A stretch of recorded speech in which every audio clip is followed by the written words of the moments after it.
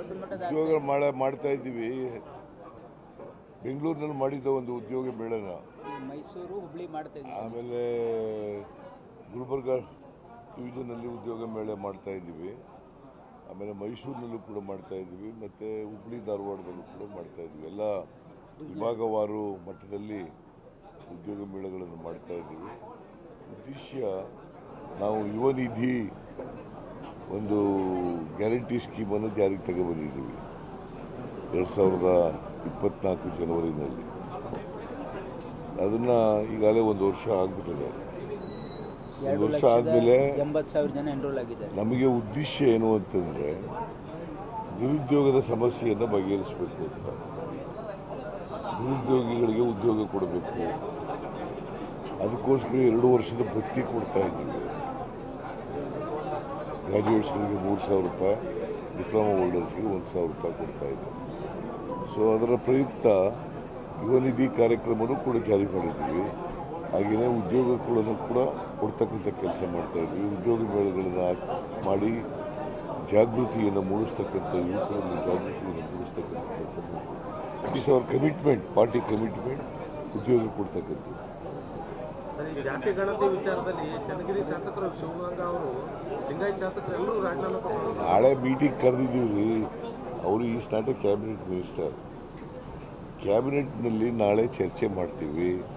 ಅದಕ್ಕೆ ಎಲ್ಲ ಮಿನಿಸ್ಟರ್ಗಳಿಗೂ ಕೂಡ ನಾಳೆ ಇದೊಂದೇ ಸಬ್ಜೆಕ್ಟ್ ಇಟ್ಕೊಂಡಿದ್ದೀವಿ. ಜಾತಿ ಗಣತಿ ಎಲ್ಲ ನಿಜ ಹೇಳಬೇಕು ಅಂದರೆ ಸೋಷಿಯೋ ಎಕನಾಮಿಕ್ ಸರ್ವೆ ಅದನ್ನೇ ಇಟ್ಕೊಂಡಿದ್ದೀವಿ. ನಾಳೆ ಚರ್ಚೆ ಮಾಡಿ ವಿಲ್ ಟೇಕ್ ಎ ಡಿಸಿಷನ್. ಆಯ್ತಪ್ಪ, ಅವ್ರ ಅಭಿಪ್ರಾಯ ಹೇಳಿದ್ದಾರೆ, ಆಯ್ತಾ. ನಾಳೆ ಅಂತಿಮವಾಗಿ ತೀರ್ಮಾನ ಮಾಡೋದು ನಾಳೆ ಅಲ್ವಾ?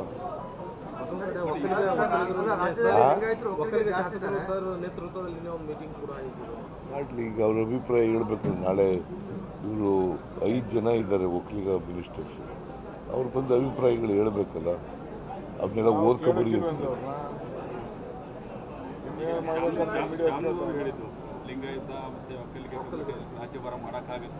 ನೋಡಪ್ಪ, ಇದು ಸೋಷಿಯೋ ಎಕನಾಮಿಕ್ ಸರ್ವೆ. ಯಾರಿಗೂ ಅನ್ಯಾಯ ಆಗಲ್ಲ, ಅನ್ಯಾಯ ಆಗಲಿಕ್ಕೆ ನಾವು ಬಿಡಲ್ಲ. ದಾವಣಗೆರೆಯಲ್ಲಿ ಒಂದು ಮಹಿಳೆಗೆ ನಡು ರಸ್ತೆ ಕರ್ಕೊಂಡು ಬಂದು ಹೊಡೆದಿರೋ ದಾವಣಗೆರೆಯಲ್ಲಿ ಒಂದು ಮಹಿಳೆನ ನಡು ರಸ್ತೆಯಲ್ಲಿ ಎಳೆದಾಡಿ ಸಿಕ್ಕಾಪಟ್ಟೆ ಹೊಡೆದಿರೋದು ಸರಿಯಾಗಿ ಕಾನೂನು ಪಾಲನೆ ಆಗ್ತಾ ಇದೆ ಅಂತ ಹೇಳ್ತಾರೆ.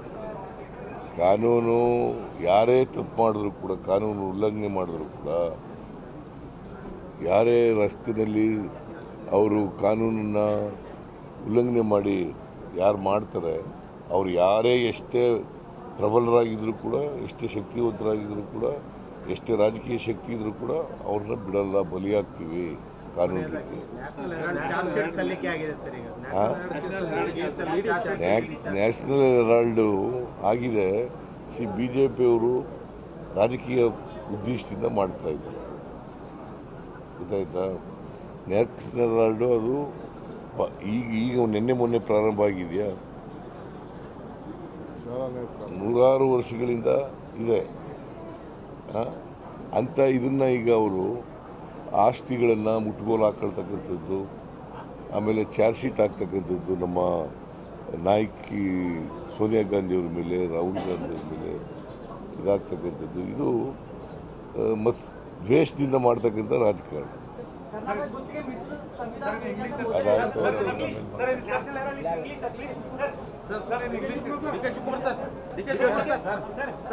ಸರ್